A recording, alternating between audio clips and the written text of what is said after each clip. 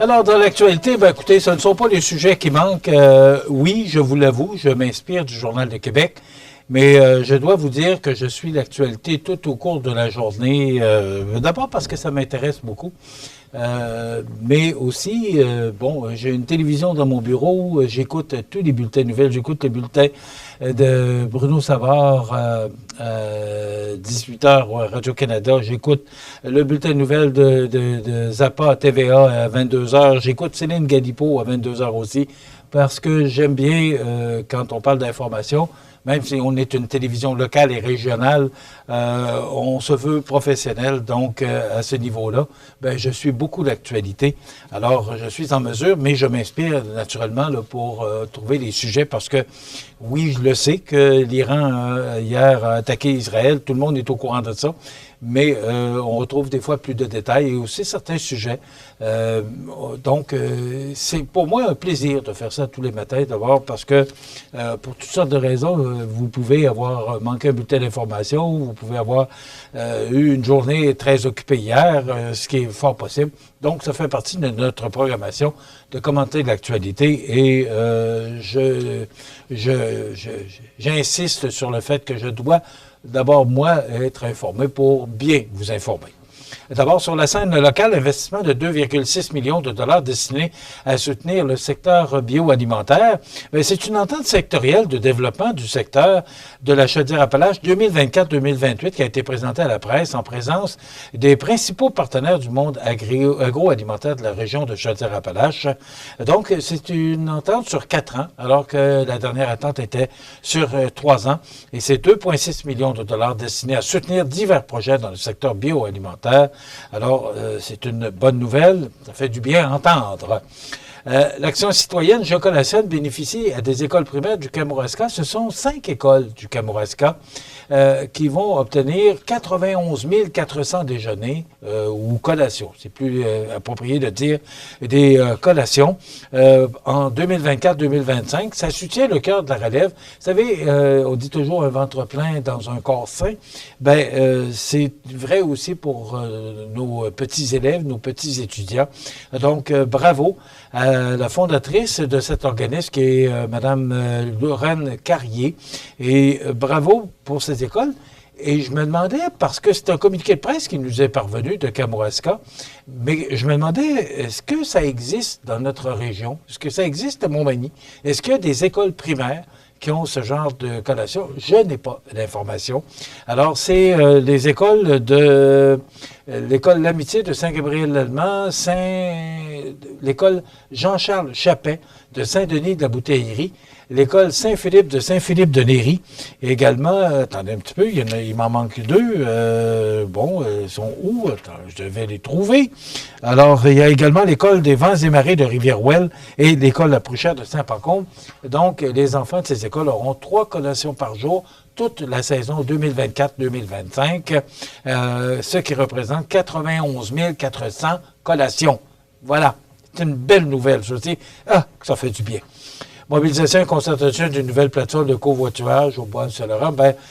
C'est une nouvelle plateforme qui va s'appeler, attendez un petit peu, Embarque Bas-Saint-Laurent, qui voit le jour dans le but de promouvoir des solutions de transport durable et accessibles. Puis ce qu'on veut, c'est diminuer sur la route des voitures à un seul voyageur. Parce que, bon, s'il y a 10 voyageurs sur la route, qu'il y a 10 autos, c'est des gaz à effet de serre. Alors, je trouve que c'est une belle initiative, là, Embarque Bas-Saint-Laurent. Et la majorité des Canadiens s'opposent à l'interdiction des nouvelles voitures à essence et au diesel. Moi, j'ai de la misère à croire, là, parce que 2035, c'est pas loin, c'est dans 10 ans. 11 ans, parce qu'on est en 2024, mais on est presque à la fin de 2024. C'est dans 10 ans. Est-ce qu'on sera prêt? Je vois de plus en plus de voitures électriques, mais il y a une grosse subvention qui est donnée aux acheteurs de voitures électriques qui se termine le 31 décembre. Il va y avoir encore des subventions, mais beaucoup à moins grande échelle, là.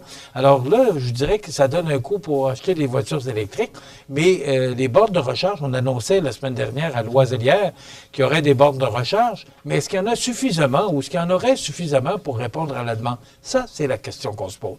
Mais M.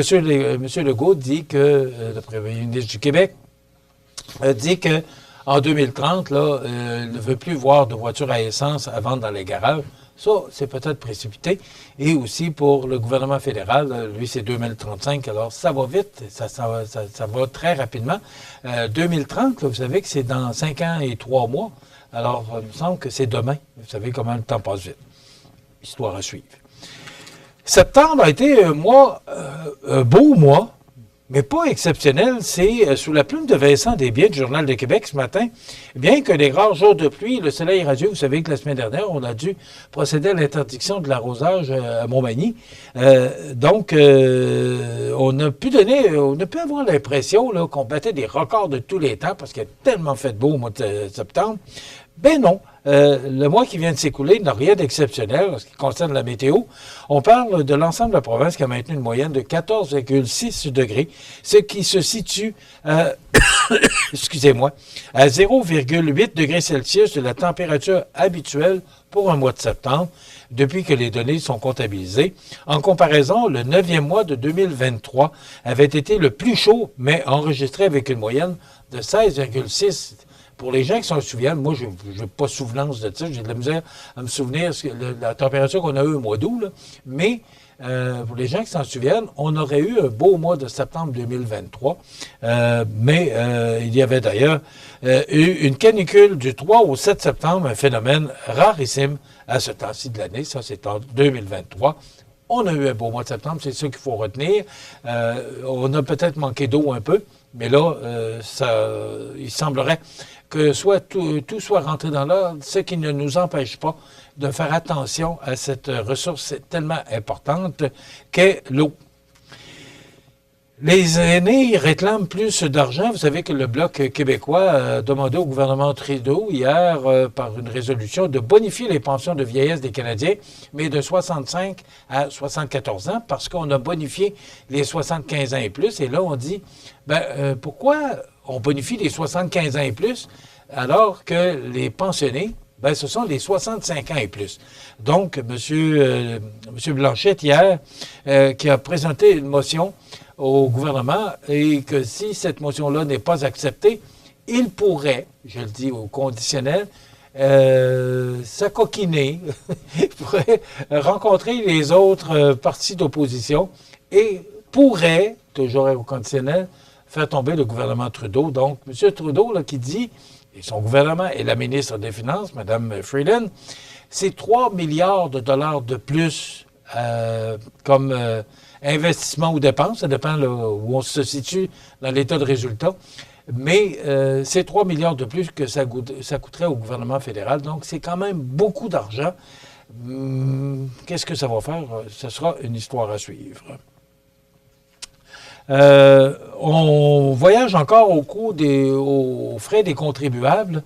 Depuis la fin de la pandémie, là, les députés ont repris goût au voyage et effectué pas moins de 36 missions aux quatre coins du globe dans la dernière année.